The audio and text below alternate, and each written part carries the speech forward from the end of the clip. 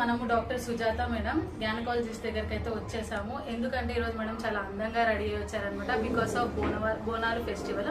So ఈ Bonalu festival అనేది madam ఎలా జరుపుకుంటారు, మళ్ళీ ఇంకా ఈ ఫెస్టివల్ గురించి ఏంటనేది డాక్టర్ గైనకాలజిస్ట్ సుజాత మేడం మాటలో విన్నాము. మేడం చెప్పండి, ఇంత స్పెషల్గా రెడీ అయ్యి వచ్చారు. ముందుగా అందరికీ బోనాల శుభాకాంక్షలు అండి.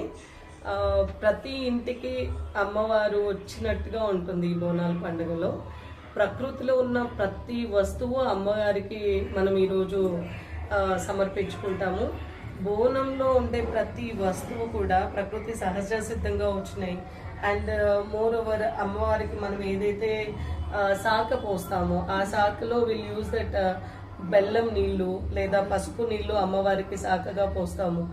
బెల్లం నీళ్లు వై వీఆర్ యూజింగ్, ఆ దాంట్లో కూడా ఒక మెడికేటెడ్ ఉంటుంది. ఎలా అంటే బెల్లం యూజ్ చేయడం వల్ల ఈ వర్షాకాలంలో పిల్లలకి ఐరన్ ఎక్కువగా ఉంటుంది కాబట్టి తినండి బాబు అని చెప్పడానికే అమ్మవారికి మనం ఫస్ట్గా సమర్పిస్తాం. బెల్లన్నం వండుతాము, స్వీట్ అప్పాలు చేస్తాము. ఇవన్నీ ఒక రకంగా ఈ వర్షాకాలం చలి ఎక్కువగా ఉండడం వల్ల కొద్దిగా వేడి కలిగించే ఫుడ్ ఏదైతే ఉంటుందో అది మన బ్లడ్ సర్క్యులేషన్కి కూడా యూజ్ అవుతుంది, ఐరన్ పెరగడానికి యూజ్ అవుతుంది.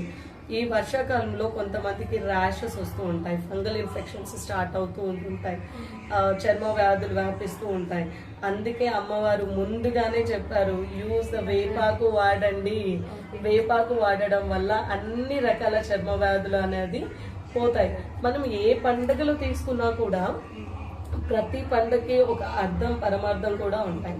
సో దాంట్లో అమ్మవారు ఏదైతే స్వీకరిస్తారో ప్రతి పండుగ మనము ఎంతైతే సాంప్రదాయబద్ధంగా చేస్తామో మన ఇంటికి కూడా దోమలు రాకుండా వేపాకుని కాల్చడం వల్ల కూడా దోమలు కూడా చనిపోతాయి. సో వేపాకు యూస్ మనకి ఎంత అవసరం ఉంది అనేది కనుక ఈ మన బోనాల పండుగ మాత్రమే చెప్పగలుగుతారు.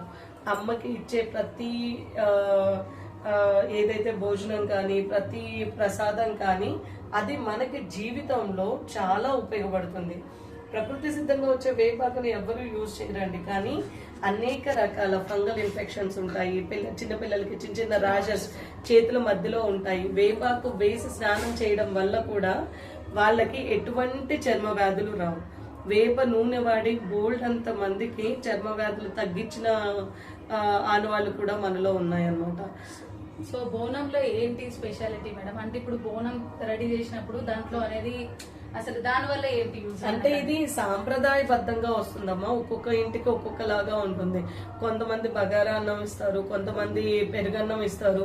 పెరుగు కూడా చూడండి, మనము డైలీ లైఫ్ లో ఇప్పుడు వాడాలంటే అందరికి భయంగా ఉంటుంది, కానీ పెరుగు వాడడం వల్ల మనలో డీహైడ్రేషన్ అంటే ఫీవర్ వచ్చినా కానీ లేకపోతే డయేరియా అట్లాంటి వచ్చినప్పుడు సింపుల్ గా మన పెద్దవాళ్ళు మజ్జిగ కలిపి ఇచ్చేస్తారు. సో యూస్ ఆఫ్ పెరుగన్నం వాడండి అనేది అమ్మవారికి ఎక్కిస్తాము. కొంతమంది ఏం చేస్తారని అంటే ఆకుకూరలు కూడా వండి పెడుతుంటారు. ఆకుకూరల వల్ల యూసెస్ అయితే ఇప్పుడు ప్రజలందరికీ తెలిసిందే, కానీ ఎనీహౌ ఈ జంక్ ఫుడ్ కానీ బయట ఫుడ్ వచ్చాక ఆకుకూరలు వాడడం అనేది చాలా తగ్గిపోయింది. పాలకూర కానీ లేకపోతే గోంగూర కానీ, గోంగూరలో హై లెవెల్ ఆఫ్ ఐరన్ ఉంటుంది, అది ప్రతి ఒక్కరు వాడాల్సిందే. ఇది పాలకూర అండ్ టమాటో ఈ కాంబినేషన్ లో తింటే కిడ్నీలో స్టోన్స్ వస్తాయి, ఫామ్ అవుతుంది. దాని గురించి మీరు ఏమంటారు? అంటే ఆ రెండు కలిపి తినవచ్చా లేవద్దా? పాలకూర కూడా రిచ్ ఆఫ్ కాల్షియం, టమాటో కూడా రిచ్ ఆఫ్ కాల్షియం. సో అందుకోసమని రెండింటిని కలపడం వల్ల రాళ్ళు ఏర్పడతాయనే అపోహ ఉంది.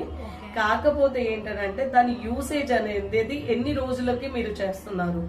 నేను రోజు పాలకూర టమాటా తింటా అంటే ఖచ్చితంగా అది బాడీకి ఎఫెక్ట్ గా ఉంటుంది. వారానికి ఒకసారి లేకపోతే వారానికి 2 సార్లు తినడం వల్ల దాని వల్ల వచ్చే నష్టం ఏం లేదు. పాలకూర కానివ్వండి, టమాటా కానీ వాట్ ఎవర్ మీరు ఏది తిన్నా సరే నీటి శాతం ఎక్కువగా తాగండి. ఈ వెజిటేబుల్స్ లలో ఏ ఆకుకూర తింటే మనకి ప్రోటీన్స్ అనేది ఎక్కువ ఉంటాయి? ఆకుకూరలలో